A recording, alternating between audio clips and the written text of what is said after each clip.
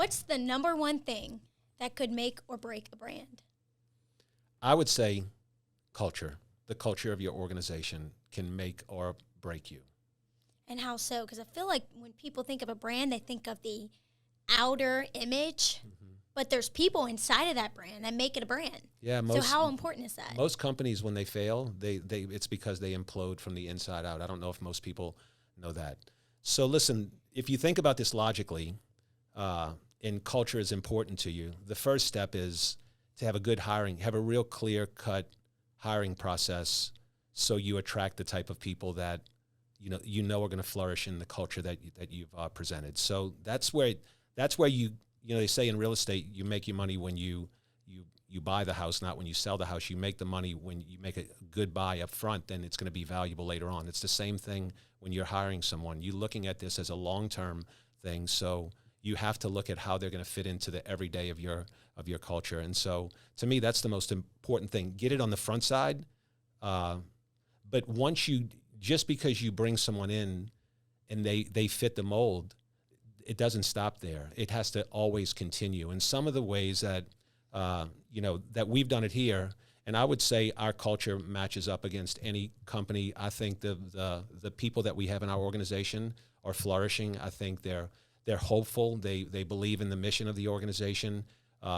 They know that it's an open door policy that we can talk about things. If things are on your mind, it's a very we invite people to be able to communicate, right? So they're not holding things inside of them. We meet constantly, and so we kind of know where everyone is. So, it never stops. You can get it in the hiring process, but remember, as an employer, people are always like to be attached to things that are dreaming of bigger things than what they're seeing right there. Jobs can become monotonous sometimes, right? But they're not monotonous if they're having fun. Number one, they're in their purpose, right? They're doing something that they really are good at and they're thriving in.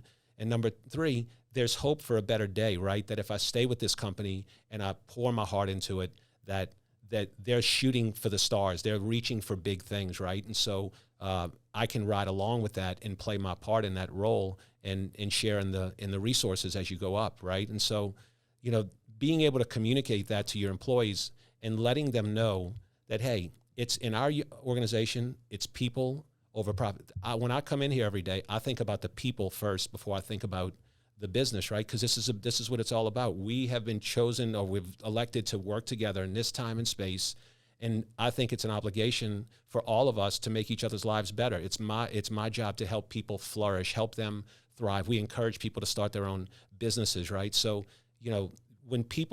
this is the way that life works. When you trust someone and you know that they have your best interest at heart, then you're willing to really go above and beyond for them too, right? It's like, you give before you receive, and right? And in the end, they end up being more productive. They're more productive Right. because you extended that olive branch. This whole old way of employer-employee relationship, I don't even call people. If you ever go out with me in a meeting, I'll always say we work together. It's not that thing. This happens to be my business, but it really stops there, and it becomes, when you invite your team in to be a part of the process, think about it. They're going to have ownership in that because you gave them a voice at the table.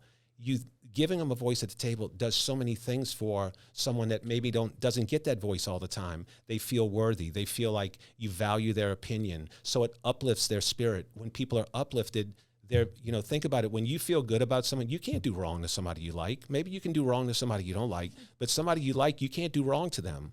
And so this is the right way to do it, where you don't have to browbeat people.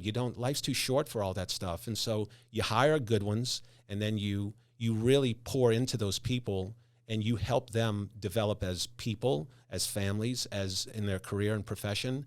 And it hasn't failed me yet that if you give before you receive, the blessings come back to you tenfold. So I just keep practicing what's working. So it's almost like what you've done a really good job at is investing in yourself, your people, and then your business. Yes. Yeah. Because in the end, if it's all investments, it's all going to grow together as a whole and not just stop there. Listen, when I come in here and I see you, measuring everything and like paying attention to things and finding all these little details, it puts such a smile on my face, just because it's like, man, that person, like Shannon, she's looking at this the same way I would look at it. She's analyzing everything.